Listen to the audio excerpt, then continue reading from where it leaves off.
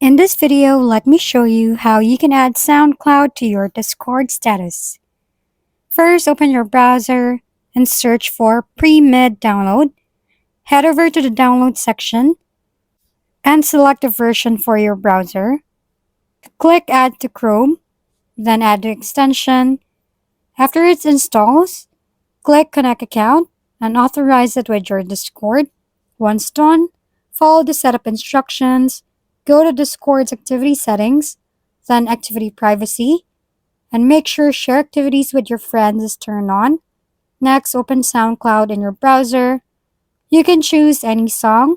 I'll pick a less popular one to avoid copyright issues. The PreMiD extension might show a developer mode message. You can dismiss that. Now click the SoundCloud option inside PreMiD and tweak the settings if you'd like, or leave them as default. If this method doesn't work for you, then there's another option. Go to Microsoft Store, download the SoundCloud app, run it, and then go to Discord's registered games to add it as custom status. If we've been helpful, kindly give us a thumbs up, and don't forget to hit the subscribe and bell button for more contents. For any questions and suggestions, comment down below.